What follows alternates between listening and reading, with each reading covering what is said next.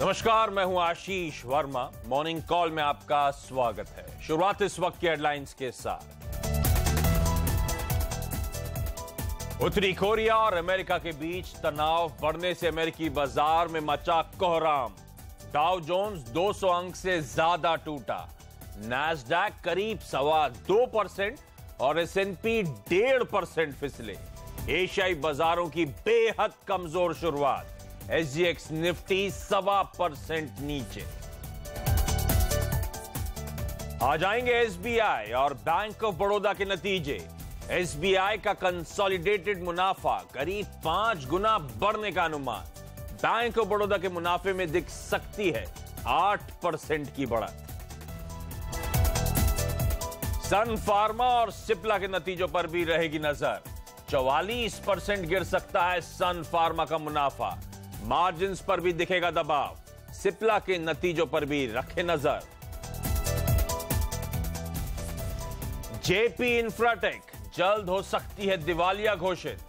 Delhi NCR के 32,000 घर खरीदारों का सपना हो सकता है चूर।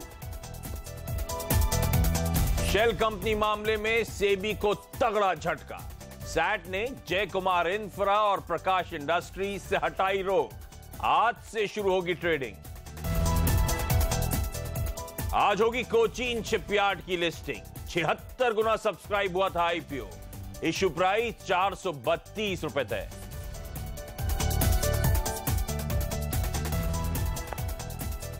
शुक्रवार की सुबह है। जी हां, हफ्ते का आखिरी कारोबारी सत्र और अब तक ये हफ्ता डराने वाला रहा है। लगातार पिछले 4 दिनों से भारतीय बाजारों में कमजोरी और इनफैक्ट कल ये दबाव और गहराता हुआ नजर आया था। 1% के आसपास सेंसेक्स और निफ्टी में कमजोरी देखने को मिली। मैं कैलकुलेट कर रहा था, इस हफ्ते ऑलरेडी अब तक निफ्टी में 250 अंक और सेंसेक्स ने 800 अंक गवा दिए हैं और आज भी तस्वीर अच्छी नहीं नजर आ रही। इनफैक्ट आज तो ग्लोबल संकेतों के लिहाज से हफ्ते का सबसे कमजोर दिन कहना चाहिए। वजह अमेरिका और नॉर्थ कोरिया के बीच जो टेंशंस हैं, उसी के चलते मूड बिगड़ रहा है और शायद एक बहाना मिल रहा है ग्लोबल इक्विटी मार्केट्स को अपने लाइफ टाइम हाई से करेक्ट होने का। डाउ कल 200 पॉइंट कमजोर होकर बंद हुआ। अमेरिकन मार्केट्स में 1.5 से 2% तक की कमजोरी देखने को मिली है, तो तगड़ा प्रेशर था। यूरोप में हमने देखा 1 से 1.5% की कमजोरी और अक्रॉस एशिया आज पेन है, दबाव के साथ ट्रेड हो रहा है और SGX निफ्टी आपकी स्क्रीन पे आना चाहिए। हफ्ते के आखिरी दिन 1.25% की कमजोरी के साथ शुरुआत होने के इंडिकेशंस आते हुए, वो भी उस दिन जो बहुत इंपॉर्टेंट है भारतीय बाजारों के लिहाज से। आज 7 निफ्टी की कंपनीज अपने तिमाही रिजल्ट्स घोषित करेंगी। गेल के बाजार बंद होने के बाद कल नंबर्स आए थे, उस पर रिएक्ट हम करेंगे। तो लंबी चौड़ी लिस्ट है मिड कैप कंपनीज की भी जो आज अपने तिमाही रिजल्ट्स घोषित करने वाले हैं। कोचीन शिपयार्ड की आज लिस्टिंग होनी है। गजब का रिस्पॉन्स था, लग रहा था लिस्टिंग अच्छी होगी और ऐसे दिन आज लिस्टिंग होनी है तो सबकी नजरें उस लिस्टिंग पर भी होंगी। तो दिक्कतें हैं और ऐसे में CNBC आवाज की मार्केट सेक्रेटरी अनिल सिंघवी का मानना है कि भारतीय बाजारों में निफ्टी में बिकवाली करने के आपको मौके ढूंढने चाहिए। अनिल से बातचीत करूंगा। बाजार के एक और एक्सपर्ट वैशाली पारिक भी मेरे साथ होंगी, लेकिन पहले जिसने आज अपफ्रंट मूड बिगाड़ा है वो है ग्लोबल संकेत। तो मेरे साथ मेरे सहयोगी वरुण दुबे जुड़ते हुए। वरुण आए, गुड मॉर्निंग। बताएं ये इतना प्रेशर क्यों? क्या वही रेटोरिक, वही कंसर्न्स हैं या कुछ नया डेवलपमेंट भी सामने उभर के आ रहा है? देखिए, कंसर्न्स तो वही है। नॉर्थ कोरिया और यूएस के बीच में जो जियोपॉलिटिकल टेंशंस चल रहे हैं, उसमें बयानों का सिलसिला लगातार चालू है। आपको याद होगा कुछ दिनों पहले दरअसल डोनाल्ड ट्रंप ने फ्यूरी के बारे में और फायर के बारे में बात किया था। कल उन्होंने और एक स्टेटमेंट दे दिया और उसमें उन्होंने ये कहा है कि शायद उनके जो पिछले स्टेटमेंट है वो उतने टफ नहीं है। इसका क्या मतलब है वैसे तो वो ही जाने, लेकिन मार्केट ने इसका मतलब ये निकाला है कि शायद हो सकता है कि आगे और भी टफ स्टेटमेंट्स दरअसल उनके तरफ से निकल के आए। साथ ही साथ उन्होंने ये भी कहा कि अगर गुआम पे नॉर्थ कोरिया कोई भी एक्शन लेता है तो इसके कॉन्सिक्वेंसेस उनको भुगतने पड़ सकते हैं। साथ ही साथ उन्होंने ये भी कहा कि अपने डिफेंस पे वो जो खर्चा है वो बढ़ाएंगे। तो कहीं ना कहीं जो ओवरऑल डेवलपमेंट निकल के आ रही है वो इसी तरफ इशारा कर रही है कि शायद जो जियोपॉलिटिकल टेंशंस है वो और बढ़ सकते हैं। और इसके लिए हमने देखा कि यूएस के मार्केट में जोरदार धुलाई देखने मिली। सभी तीनों इंडेक्सेस यूएस के अच्छे खासे दबाव में थे। डाउ ने तो करीब 22,000 का जो लेवल था उससे भी नीचे आ गया, एसएनपी अपने 50 डे मूविंग एवरेज के नीचे आ गया। तो कहीं ना कहीं जियोपॉलिटिकल टेंशन का सबसे ज्यादा असर हुआ है। लेकिन वहां जो इकोनॉमिक आंकड़े भी निकल के आए, जिसमें पीपीआई था जो 11 महीने में सबसे बड़ी गिरावट वहां हुई है, और साथ ही जो अनएम्प्लॉयमेंट बेनिफिट थे वहां भी बढ़ोतरी हुई है। तो इकोनॉमिक आंकड़े भी कहीं ना कहीं दबाव देने वाले थे, और इसके कारण आपने देखा कि वहां दबाव देखने मिला। और ऐसा ही हाल यूरोप का भी था, वहां भी जियोपॉलिटिकल कंसर्न्स के चलते दबाव देखने मिला। एशिया में भी आप देख रहे हैं दबाव है, हालांकि आज जापान का मार्केट बंद है। तो मूड बिगड़ता है। वैसे मैं कल भी हाईलाइट कर रहा था, हर तरफ से 12 बजने लगती है। तो आर्थिक आंकड़े भी कमजोर आना शुरू हो चुके हैं, और वो जियोपॉलिटिकल कंसर्न्स तो वे कर ही रहे हैं। तो नॉर्थ कोरिया यूएस को एक तरफ रखें, एक और खबर पे ध्यान रखते रहें। कल आपको याद होगा बाजार बंद होते होते एक फ्लैश आने लगा था चैनल्स पे कि इंडियन आर्मी ने डोकलम के आसपास के गांवों से लोगों को इवैक्यूएट करना शुरू कर दिया है। यानी कि वो वॉर प्रिपेरेडनेस की बात हो रही थी, उसने भी मूड बिगाड़ने का काम करा था। हालांकि उसके बाद गवर्नमेंट के स्टेटमेंट्स आए, नहीं ऐसा कुछ नहीं है, गलत खबर है। लेकिन वो इवॉल्विंग सिचुएशन डोकलम की भी हमें वहां पे भी नजर रखनी चाहिए। लेकिन चलिए, जहां तक अभी इस समय का मूड की बिगड़ने की बात है, वो तो खैर ग्लोबल संकेतों के चलते भारतीय बाजार में दबाव है। और कल मैंने कहा था इस पूरे हफ्ते प्रेशर था, और कल वो प्रेशर एग्रोवेट होता हुआ नजर आया था। तो 1% के आसपास ही कमजोरी थी, 88 अंक नीचे 9820 के लेवल्स पे हम जाके बंद हुए। हालांकि एक समय तो हम 9800 के नीचे 9776 तक के लोज देख चुके हैं कल। हाँ, लोअर लेवल से कुछ रिकवरी देखने को मिली, क्योंकि कुछ हद तक वो बैंक निफ्टी की वीकली ऑप्शंस एक्सपायरी थी, तो फाइनली कुछ जाके कवर वहां पे हुए होंगे, तो उसका फायदा मिला। दूसरा, वो सैट की खबर आ गई कि सेबी के ऑर्डर पे रोक लगा दी गई है, तो उसका भी शायद सेंटिमेंट्स के लिहाज से एटलीस्ट ट्रेडिंग खत्म होते होते फायदा मिला। लेकिन वो बहुत बड़ी रिस्पाइट नहीं थी, फाइनली वो प्रेशर के साथ ही बंद हुए। और प्रेशर तो actually mid cap small caps में बेहद तगड़ा था, 3.25% के आसपास दोनों बेंचमार्क्स कमजोरी के साथ। और आपकी स्क्रीन पे कल का मार्केट ब्रेथ आना चाहिए। इस हफ्ते का सबसे कमजोर 1:10 का रेशियो था। एक बढ़ने वाले के सामने 10 स्टॉक्स ऐसे थे जो कमजोरी के साथ कामकाज कर रहे थे। एक महीने के निचले स्तरों पर क्लोजिंग लोज पे कल भारतीय बाजार बंद हुए, और मैं मिड कैप्स देख रहा था, पिछले 9 महीने में सबसे तगड़ा फॉल कल के ट्रेडिंग सेशन में। और ऐसे में ग्लोबल संकेत खराब होते हुए, तो आज किस तरह का मूड रहेगा बाजार का, हफ्ते का आखिरी ट्रेडिंग सेशन कैसा पैन आउट हो सकता है। सीएनबीसी आवाज के एग्जीक्यूटिव एडिटर अनिल सिंह भी अब मेरे साथ जुड़ते हुए। Anil ji, good morning sir.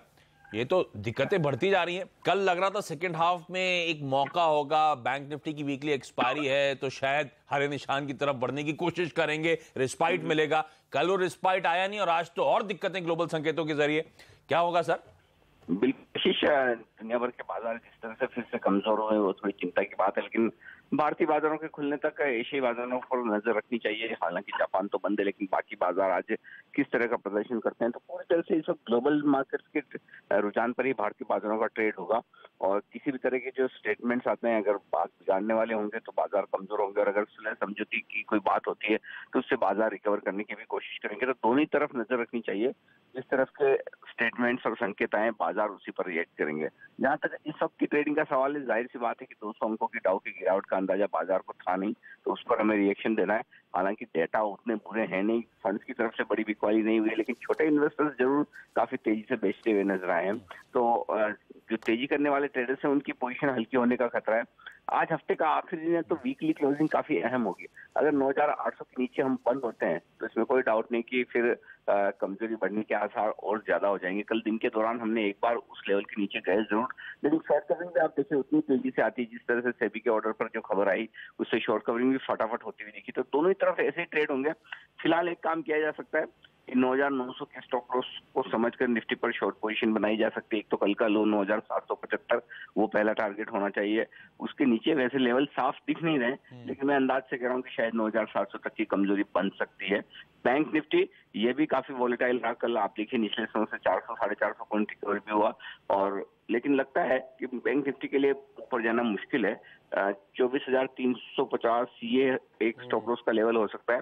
नीचे की तरफ 24,000 और 23,800 तक के लेवल आ सकते हैं। अच्छा, एक सवाल, हम लोग बातचीत भी कर रहे थे, ये मंदी की शुरुआत हो गई या महज एक करेक्शन है? और इसीलिए मैं जानना चाहता हूं कि अब कई सारे स्टॉक्स 20-25% गिर गए इस एक ही हफ्ते में। क्या अगर आप होते तो खरीदारी करते कुछ पसंदीदा स्टॉक्स में इस समय, या दूर ही रहते? एक बात तो आशीष मैं बहुत साफ कर दूं कि अगर कोरिया और नॉर्थ कोरिया और अमेरिका के बीच में युद्ध भी हो जाए, तब भी भारतीय बाजारों में मंदी की शुरुआत तो नहीं होगी। हमारे बाजार तो बुल मार्केट में है, बुल मार्केट में रहेंगे, लेकिन बुल मार्केट में होने का मतलब ये नहीं कि आपको कोई बड़ा करेक्शन न मिल सके। 15% का करेक्शन मिल सकता है और वो हो सकता है। तो यहाँ से अगर 10% भी बाजार और गिर जाए वॉर वाली सिचुएशन में, यानी कि 9,000 पर भी आ जाए, 8,800 पर भी आ जाए, तब भी हम बुल मार्केट में ही रहेंगे। तो बुल मार्केट तो खत्म नहीं होने वाला है। अब इस बाजार में खरीदारी करनी चाहिए। दिक्कत एक ही है कि न्यूज फ्लो का पता नहीं कि किस तरह का होगा, तो कब खरीदारी करें, वो वाला जो सवाल है उसका सिंपल आंसर यही है कि थोड़ा थोड़ा पैसा आप लगाना शुरू करें हर लेवल पर। तो शॉर्ट टर्म ट्रेडर्स के लिए हल्का रहने की जरूरत है, पोजीशन कम रखने की जरूरत है, और वो ट्रेड किसी भी तरफ हो, तेजी या मंदी की तरफ। और लॉन्ग टर्म इन्वेस्टर्स को जहां जहां बढ़िया करेक्शन हो रहा है वहां पर धीमे धीमे पैसा लगाना चाहिए। मंदी तो खैर हाईलाइट वाला वर्ड था, मैं कहना चाहता था अग्रेसिव करेक्शन देखने को मिल सकता है, तो मैं उसको डिस्टिंग्विश करना चाहता था। हाँ, तो ये जानना चाहता था इन लेवल्स पे अब हल्की हल्की खरीदारी करने के मौके ढूंढे, बेहतरीन मौके। और आमतौर पे जब ग्लोबली इंड्यूस्ड यानी कि ग्लोबल रीजन से जब भारतीय बाजार में करेक्शन आते हैं तो हिस्ट्री कहती है वो बेहतरीन मौके होते हैं खरीदारी करने के। लेकिन इस समय कहा नहीं जा सकता कितना डाउनसाइड है। अनिल खुद ही कह रहे हैं 9700 तक शायद निफ्टी जाता हुआ इस समय आपको नजर आए, तो थोड़ा सा कॉशियस और इस समय बिकवाली करने के मौके। बाजार पे एक और एक्सपर्ट प्रभुदास लीलाधर की वैशाली पारिक अब मेरे साथ जुड़ती हुई। वैशाली मैम, क्या कहती है आपकी चार्ट की रीडिंग, कितना और डाउनसाइड है भारतीय बाजारों में? आई थिंक करेक्टिव मूव शुरू हुआ है, तो फर्स्ट टारगेट 9750 रहेगा और सेकंड टारगेट 9625। तो 9625 तक ये बाजार जा सकता है। इसके नीचे के भी डाउनसाइड खुलने के चार्ट्स में संकेत मिल रहे हैं क्या मैम? ऐसा इस समय नजर आ रहा है क्या? फिलहाल तो 9625 पे होल्ड लेना चाहिए, फिर आगे we can have a relook, but फिलहाल मुझे 9625 का व्यू लग रहा है। 9625 भी यहाँ से ऑलमोस्ट 200 पॉइंट के आसपास की गिरावट की यहाँ पे बात हो रही है। तो दिक्कत है भारतीय बाजारों में और दोनों एक्सपर्ट्स मानते हैं अब बिकवाली करने के आपको मौके ढूंढने चाहिए। Quickly stock specific ideas ma'am? तो स्टॉक्स में आई थिंक आईटीसी अब एक डिफेंसिव मूव लेना चाहिए, because I don't think there is much of a downside in this stock. तो 272 के प्राइस में अभी चल रहा है, तो आई थिंक 266 के स्टॉप लॉस से ये स्टॉक ले सकते हैं for a target of 278 to 80। और दूसरा रहेगा अमर राजा बैटरी, उसमें भी काफी करेक्टिव मूव आ चुका है, सो आई थिंक 770 के स्टॉप लॉस से I would recommend a buy for 830। Okay, तो ये स्टॉक स्पेसिफिक आइडियाज आपकी स्क्रीन पर आते हुए मैम आपका धन्यवाद। देखना होगा आज का सेशन कैसा पैन आउट होता है, क्या कुछ लोअर लेवल्स पे किसी की हिम्मत होती है खरीदारी करने की, या फिर वन साइड आज एक गिरावट के साथ ही कामकाज होने वाला है। शुरुआत तो बेहद खराब होनी है, ये तो क्लियर कट संकेत है। लेकिन बाजार के कुछ और एक्सपर्ट्स की टॉप स्ट्रैटेजीज आपकी स्क्रीन पर आएंगी। निर्मल बंग एशियन पेंट्स बेचे 1130 1120 के लक्ष्य के लिए, तो अब क्वालिटी स्टॉक की पिटाई की बारिश नजर आ रही है। टीसीएस खरीदने की सलाह है आईडीबीआई कैपिटल की 2560 तक के लक्ष्य के लिए, और एसएमसी ग्रुप ऑफ कंपनीज का मानना है एचसीएल टेक खरीदे 900 के लक्ष्य के लिए। तो अब एक्सपर्ट्स मानते हैं जो लेगार्ड पॉकेट्स रही हैं, अब तक अंडर परफॉर्म करती रही हैं, उन पॉकेट्स में शायद खरीदारी देखने को मिले। तो आईटी उसमें टीसीएस और एचसीएल टेक जैसे काउंटर्स को अपने फोकस में रखें। और कल आपको याद होगा टेक महिंद्रा में किस तरह का स्मार्ट और स्ट्रॉन्ग मूव आया था। लेकिन चलिए आज कौन से स्टॉक्स खबरों की वजह से फोकस में रहने वाले हैं, ये मेरे सहयोगी हेमंत घई आपको बताएंगे। Hemant high, good morning. Good morning. बताएं कौन से स्टॉक्स रडार पर हैं? रडार पर रहने वाले हैं आशीष, जे कुमार इंफ्रा, प्रकाश इंडस्ट्रीज। आपको याद होगा आपकी कॉर्पोरेट अफेयर्स मिनिस्ट्री ने 331 कंपनियों की एक सूची तैयार करी और उसके बाद ज्यादातर जांच एजेंसीज को भेजी, सेबी को भेजी, और सेबी ने इनकी ट्रेडिंग पर रोक लगा दी और ये कंपनियां पहुंची अब सैट में। तो इसमें से जे कुमार और प्रकाश को राहत मिली है, आज इसमें ट्रेडिंग की शुरुआत होगी। लेकिन लगता यही है आशीष कि जो लोग फंसे हुए हैं इन कंपनियों में वो आज निकलने की कोशिश करेंगे, तो लोअर सर्किट का सिलसिला आज शुरू हो सकता है और देखना होगा कितने लोग अब इस कंपनियों से बाहर हो जाना चाहते हैं। बहरहाल ट्रेडिंग शुरू होगी जरूर, लेकिन गिरावट के साथ ही यहाँ पर कारोबार होगा। वैसे भी बाजार का मूड बिगड़ा हुआ है। जे कुमार इंफ्रा के नतीजे देख लीजिए, 31 करोड़ रुपए का मुनाफे का पोल का अनुमान था, 25 करोड़ रुपए आए, तो नतीजे भी कुछ खास नहीं। 17% के आसपास का पोल का अनुमान था एबिटा मार्जिन्स का, वो भी उससे थोड़ा सा कमी आया है। तो नतीजे भी जे कुमार के कुछ उत्साहजनक नहीं है और यहां पर दबाव देखने को मिलने वाला है। यूनियन बैंक के ऊपर रखिएगा नजर, इनका भी देखिए मुनाफा जो है वो घटा है, एनपीए जो है वो बढ़े हैं और बाजार में एनपीए बढ़ना अच्छी बात नहीं मानी जाएगी। खासतौर पर पीएसयू बैंक है 6.6% से एनपीए बढ़कर 7.5% हो गया है। तो यूनियन बैंक और आईओबी एक और ऐसा सरकारी बैंक है जिसने अपने नतीजे पेश किए और एनपीएस देखिए आशीष 15% के आसपास के, ग्रॉस एनपीएस देखेंगे तो चौंकेंगे 23.5% के आसपास के। तो ये दो PSU बैंक्स हैं जहां पर नजर होनी चाहिए। वैसे आज SBI के नंबर्स अच्छे आने की बात हो रही है, तो देखना होगा वो कैसे आते हैं, लेकिन इन बैंक्स के लिए तो दिक्कत की बात है। इंडो काउंट ये एक और ऐसा स्टॉक है जो कल 7-8% कमजोर हुआ, और यहां पर देखिए इसके जो नतीजे बाजार बंद होने के बाद आए वो मुनाफा आधा हो गया है, 60 करोड़ से घटकर 31-32 करोड़ के आसपास आया है। तो यहां पर दबाव देखने को मिलेगा। FNO में काउंटर है ये, और IFCI ये भी आज प्रेशर में रह सकता है आशीष, और शायद इसको तो आप अपनी स्टॉक 2020 की टीम में भी जगह दे रहे हैं। मैं आपकी टीम देख रहा था तो 276 करोड़ का लॉस हुआ है 110 करोड़ रुपए के लॉस से। तो ये वो स्टॉक है जो शायद आज FNO में आशीष सबसे ज्यादा पिटाई का पात्र होने वाला है। ये तो इंटरेस्टिंग है इस कंपनी का, हम डिटेल में 2020 में चर्चा करेंगे। बिल्कुल। NII नेगेटिव आया इस कंपनी का, तो इस तरह का परफॉर्मेंस है IFCI का इस समय। सिंगल डिजिट में जाने की तैयारी कर रहा है आशीष, ऐसा लग रहा है। तो सारी उम्मीदें चौपट होती हुई, बड़ा वैल्यू अनलॉकिंग की बाजार बात कर रहा था, और देखिए किस तरह का खराब परफॉर्मेंस। बुरे दिन आ गए, सारे थम्स डाउन हेमंत लेकर आए हैं, यानी कि सारी बुरी खबरें आती हुई। खबर अच्छी है जय कुमार प्रकाश इंडस्ट्रीज के शेयर होल्डर्स के लिहाज से कि ये दोनों कंपनी वापस आज से कामकाज ट्रेडिंग शुरू होगी, लेकिन दिन गलत हो गया है। आज बाजार का मूड खराब है, और वैसे भी जो यहां पे फंसे होंगे वो मेरे ख्याल से एग्जिट करना चाहेंगे, जो हेमंत भी बाखूबी हाईलाइट कर रहे थे। कोचीन शिपयार्ड लिस्टिंग होनी है, गलत दिन फंस गया है, कई लोगों का पैसा लगा हुआ है और आज लिस्टिंग होनी है, तो डिसअपॉइंटिंग हो सकती है। उम्मीद से तो कमी होगी लिस्टिंग की, अगर SGX निफ्टी ऐसे इंडिकेशंस दे रहा है। लेकिन आज का इवेंट्स कैलेंडर आपकी स्क्रीन पे आना चाहिए। आज बड़ा इंपॉर्टेंट दिन है रिजल्ट्स के लिहाज से, और ऐसा मैं क्यों कह रहा हूं, पहले तो निफ्टी की 7 कंपनीज अपने तिमाही रिजल्ट्स आज घोषित करेंगी, जिसमें सबकी नजरें होंगी पहले तो SBI पे, उसके अलावा bank of Baroda, Sun Pharma, Cipla, Hindalco, BPCL और बॉश। ये 7 वो कंपनीज हैं जिनके रिजल्ट्स आएंगे। इनके अलावा REC, TVS Motors, BEML, SAIL, Allahabad Bank, Oil India, CESC, Cadila, Godrej Industries, Ipca और RCF जैसी कंपनीज के तिमाही रिजल्ट्स हैं। कोचीन शिपयार्ड की आज लिस्टिंग होनी है। 432 का इश्यू प्राइस, रिटेल और कर्मचारियों के लिए जो इश्यू प्राइस है वो 411 का होगा, क्योंकि 21 रुपए का डिस्काउंट मिला था। 76 टाइम्स IPO सब्सक्राइब हुआ था। जय कुमार इंफ्रा, प्रकाश इंडस्ट्रीज ट्रेडिंग की शुरुआत होगी। आज 5:30 बजे IIP के आंकड़े आएंगे। हिंडाल्को की फंड रेजिंग पर बोर्ड बैठक है, IGL की बोर्ड बैठक है स्टॉक स्प्लिट पर, और फाइनली संसद के मॉनसून सत्र का, मॉनसून सेशन का आज आखिरी दिन है। मैंने कहा था ढेरों इंपॉर्टेंट कंपनीज के रिजल्ट्स आएंगे, लेकिन बाजार की नजर तो एक ही कंपनी पे होने वाली है, वो है स्टेट बैंक ऑफ इंडिया, यानी कि SBI। क्या एक्सपेक्टेड है बता रहे हैं मेरे सहयोगी वरुण दुबे। वरुण बताएं।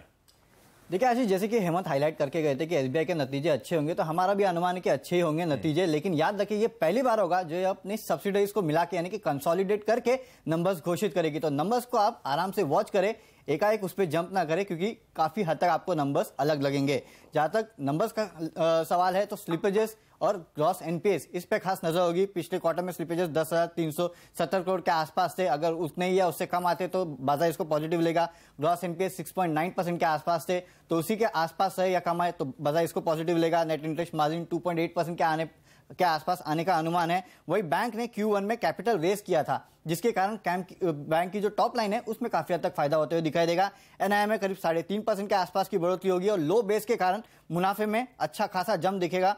500 करोड़ से बढ़ के करीब 2,480-85 करोड़ के आसपास आ सकता है। तो SBI से एक रिस्पाइट, एक अच्छे नंबर्स की उम्मीद। देखते हैं ये डिलीवरी होती है और डिलीवरी से बाजार का मूड कितना बदलता है। तो इंपॉर्टेंट नंबर्स, लेकिन यहाँ पे एक छोटा सा ब्रेक के बाद कमोडिटी और करेंसी मार्केट्स की टॉप स्ट्रैटेजीज।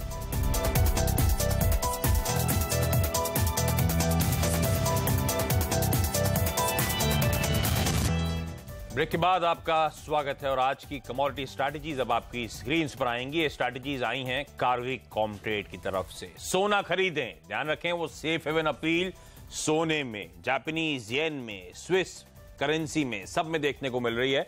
और सोना 2 महीने के हाईस पे ट्रेड कर रहा है, तो खरीदारी करने के मौके होंगे इस जियोपॉलिटिकल कंसर्न्स के बीच में। टारगेट्स आपकी स्क्रीन पर। कच्चा तेल बेचें 3050 के लक्ष्य के लिए, और अच्छी बात है कि अब तक इन जियोपॉलिटिकल कंसर्न्स का कच्चे तेल के मार्केट्स पे कोई अपसाइड इंपैक्ट देखने को नहीं मिला है। और रुपया खरीदारी करने के मौके होंगे 64.10 तक के लेवल्स के लिए, तो मामूली कमजोरी एंटिसिपेटेड है, एक्सपेक्टेड है रुपए में। यहां पे एक ब्रेक लूंगा, ब्रेक के बाद ब्रोकरेज रिपोर्ट्स।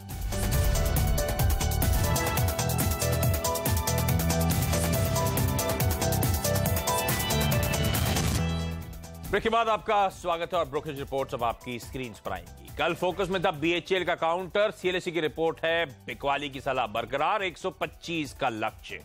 JP मॉर्गन का मानना है कोई कॉन्क्रीट प्लान नहीं है फ्यूचर ग्रोथ का इस कंपनी के पास, दिक्कतें होंगी, 6000 करोड़ रुपए के प्रोजेक्ट कैंसिल हो जाएंगे, 120 के टारगेट्स के लिए अप्रोच करें। CLSE की मदद से सुमी पे रिपोर्ट आई है, खरीदारी करने की सलाह मेंटेन करी है, लेकिन जो टारगेट है वो 340 से बढ़ाकर 380 कर दिया है। भारत फोर्ज पर CLSE की रिपोर्ट है, मेंटेन करा है बाई की रिकमेंडेशन को, टारगेट प्राइस बढ़ा दिया है 1300 से बढ़ाकर 1435। कल रिजल्ट्स भी ध्यान रखें स्ट्रांग आए थे इस कंपनी के। जाते जाते हफ्ते के आखिरी दिन SGX निफ्टी आपकी स्क्रीन पर आएगा। इंडिकेशंस हैं कि एक अच्छी खासी कमजोर शुरुआत, 100 पॉइंट से ज्यादा, 1% से ज्यादा की कमजोरी के साथ जियोपॉलिटिकल कंसर्न्स के चलते, ग्लोबल मार्केट्स के चलते भारतीय बाजार दबाव के साथ खुलेंगे और एक्सपर्ट से जो बातचीत हुई है यहां से सेलिंग का प्रेशर और बढ़ेगा, निफ्टी बेचने के आप मौके ढूंढें। चलिए मॉर्निंग कॉल में आज के लिए इतना ही। ब्रेक के बाद स्टॉक 20।